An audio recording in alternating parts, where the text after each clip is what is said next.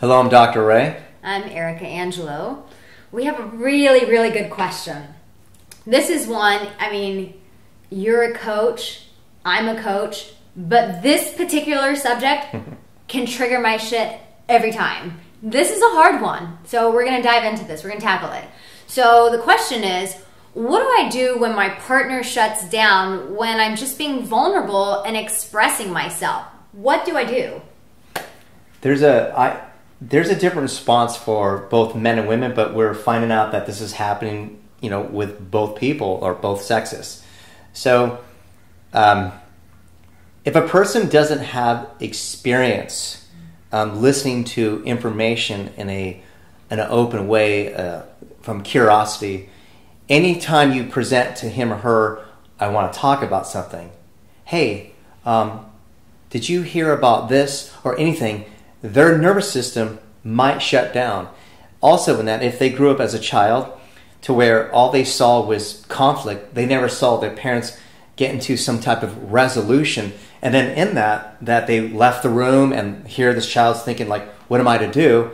Then this person who becomes an adult might try to avoid conflict. And here you're just trying to have a conversation. Mm. There's no conflict at all. Mm. But he or she feels that in their nervous system, they're literally they're starting to shut down.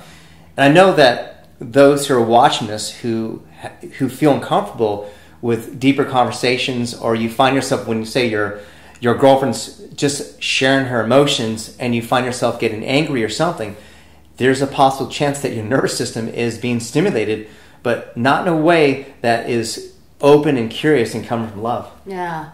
I just think of a very, a situation that actually happened between me and my partner.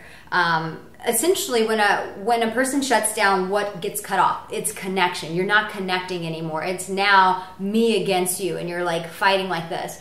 And so my partner and I had a really heated conversation. We couldn't get any resolve, and I was just being as vulnerable as I could and expressing like, this is how this makes me feel. And my partner is just completely shut down to it.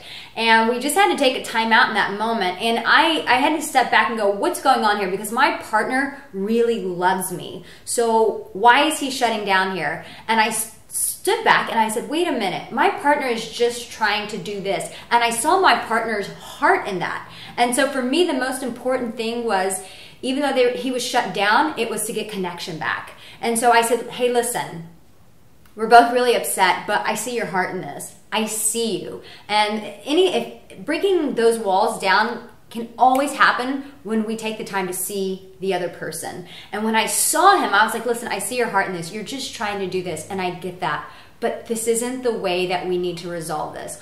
All of a sudden, he came back into his body and was able to connect back with me. So I think it's just that fear of like, I don't know how to get out of this, and so I'm just going to go back into myself. I don't know how to establish a flow here, so I'm just going to connect back to myself, and now it's you against me. And it's like always in that situation when they shut down, it's don't get the subject resolved. Get connection back. That's the most important thing, is getting connection back to that person, because you can agree to disagree, but connection is what keeps the fire going in your relationship. It's the only thing. It's really cool that you brought that up because of this, and that is, you said getting back to yourself. Yeah. Getting back to yourself is not getting caught up with your biology, nervous system again. It's also connecting to source, because the thing is that, think of source, vibration, whatever you want to call it, is that there's an intention. So here you have the story, here you have your emotions, and here you have a point. And all that might be about you. So where's the co-creating in that? Totally. And so it's connecting something much greater than us. Yeah. This actually happened with you and I a little bit. So here we go. It was when you were feeling bombarded with something and yeah. you couldn't handle the information, but you also knew it wasn't you. Yeah. It had nothing to do with what I was saying. Yeah. It had to do with something. It was too much energy in that moment. Yeah. So you said, I need a break right now. Absolutely. I need it. So a lot of this has to do with doing the work. Yeah. It's being able to know what that place is. Mm. So, for example, if your partner, if we're talking about that, has that anchor where you both see, it's practice. Mm. It's where you, like if your partner or you or just your friends don't have a ritual in the morning, or they don't know what that self is, then it might be where you just have to keep open up yourself, seeing your partner that way, like you did, to where you feel his or her heart. Totally. But I know for you and I can go there. I know when I'm like, oh God, where did I go? Like it happened. Actually, my friend was sharing for a moment about his joy, about something exciting happening for him. And I noticed that I had a moment where I felt separation, and I was like, why not me? Like, why is this not happening for me? And I went, that's not who I am. But that's so honest. I love that you're being so honest about that. Yeah, that's not who I am. But I was able to go, oh, it's not because of what he's saying. I'm disconnected from this whole experience. And so more often people are in their heads trying to bring themselves back to love or conversation. Again, this is not about just your romantic partner. This is about people in general. And so if they're not there, if you don't know them that well, it's being able to see in the way that Erica described. It's just that you know their intentions, you see their light. Because even when you did that in there, you were not fixated in kind of the result. It was connection. Yes, absolutely. And I think what you were saying earlier too, I think it's connecting back to ourselves. I couldn't have given that to him if I didn't step back and realize that I needed to give to myself. And to give to myself in that moment was using my voice and getting vulnerable and going, I need to be heard. But it's also stepping back into myself and going, Erica, what is it that you need to be heard in? And getting really clear of why it mattered to me, where I was feeling triggered in it, and what boundary I really wanted to implement. And I had to get more in alignment with myself to go, what is the cause, what is the effect here, what am I wanting to achieve? And once I got really clear on that and I could see myself, then I had the grace to be able to see my partner. Yes. Drop mic. Yeah, so and it brings us back to this, one last part here, and that is, more often when we see our partner shutting down, we start to shut down. Totally. It's like, wait a minute, you're abandoning me. What's happening here? Whoa, whoa, whoa. I need to come back.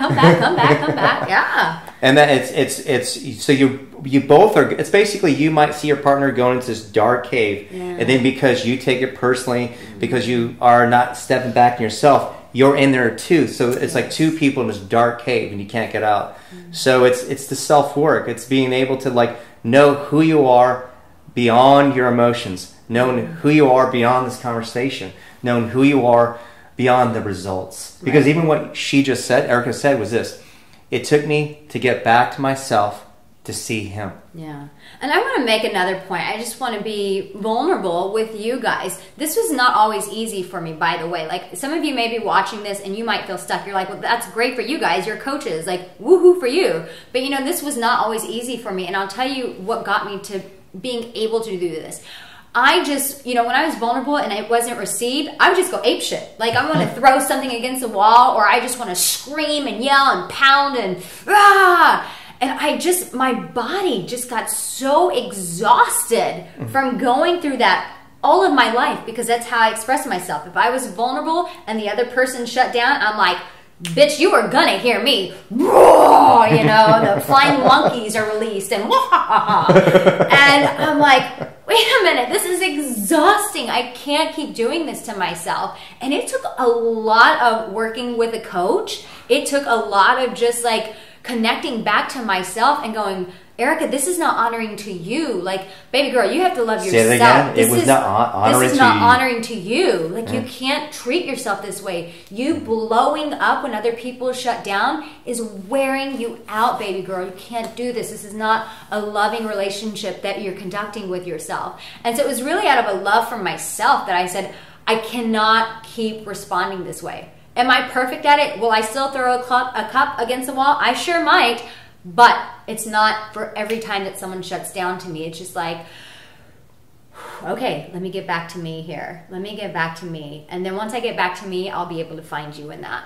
Yeah. So if you love what you heard, I love what you just shared, by the way, and if you want to find out more information, you can look down below to find our information. Also, click on, I do have a free book, and just if you want to say your name also, your website or your Facebook, that's cool too. Yeah, find me on Facebook. My name is Erica Angelo, and Erica's with an A. So it's A-R-I-C-A, Angelo. Facebook, yeah. You can go to my website, but go to my Facebook. And my name is Dr. Ray. My website is RAYDOK with a K, TOR.com. All right, thanks a lot, and we will see you again.